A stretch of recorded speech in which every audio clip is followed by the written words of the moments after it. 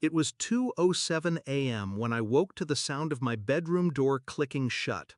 At first, I thought it was a dream, but by morning, my account balance told the truth. $21,000 gone, flights booked, designer bags shipped, jewelry ordered, all to my sister's name.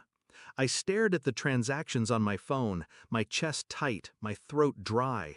Not because of the money, because it was her. Growing up, I defended her. When teachers called her lazy, I said she was just misunderstood. When Dad bailed her out of debt, I told myself family came first. And when she lied, I called it weakness, not betrayal. But weakness doesn't explain a theft at 2 a.m. Weakness doesn't spend $21,000 in less than 12 hours. That wasn't weakness. That was choice. I didn't confront her. I didn't scream, cry, or beg. I simply froze the account, reported the charges, and waited. Because every thief believes they're smarter than the one they stole from. And my sister was no different. A week later, she walked back through our father's door, crocodile tears streaming. Dad put a protective arm around her and swore to me she'd never touch my money again. He looked at me like I was supposed to forgive, like blood was thicker than theft. But I just smiled, because the card she used wasn't mine. Months before, I had opened a second account in my name. Same card design, different number. I used it rarely, but I kept it alive, waiting.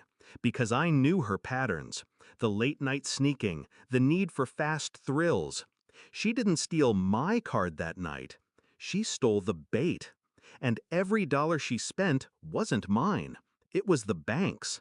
Fraud, documented, traceable. I handed everything to the investigator, the statements, the camera footage I'd installed in the hallway months earlier, the timestamps of her entering my room. No emotion, no drama. Just evidence. The bank pressed charges. Quietly, efficiently. By the time she realized, it was too late. The calls started first, her voice cracking through the phone. "Please, you have to help me. They're saying I stole." I hung up. Then Dad called, furious. "How could you do this to your own sister?" I didn't answer. Because the truth was simple. I didn't do this to her. She did it to herself. The day of the hearing, she looked small. No designer bags, no jewelry, just trembling hands and a court-appointed lawyer flipping through papers he barely understood. I sat in the back row, calm, watching. The judge read out the charges. Credit card fraud, identity theft, grand larceny. Her eyes darted toward me, desperate, as if I'd stand up and rescue her. As if I'd forget the night she stood in my room, stealing from the sister who once covered for her sins. I didn't move. The sentence wasn't long, 2 years, reduced with probation. But in those minutes, I saw the empire she had built. The fake friends, the borrowed luxury, the endless pity games, collapse into dust. She walked in with a smirk. She left in handcuffs. Afterward, Dad couldn't look me in the eye. He said I went too far, that I should have protected her, that family forgives.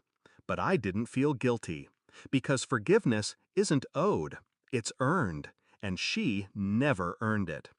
Now the house is quiet. No footsteps at 2 a.m., no doors creaking open. I still see her face sometimes, in flashes. The night she stole, the morning she gloated, the day the cuffs clicked around her wrists. And when I do, I don't feel sadness. I feel clarity. She thought she played me, but I was always 3 steps ahead, because the card she used was never mine to lose.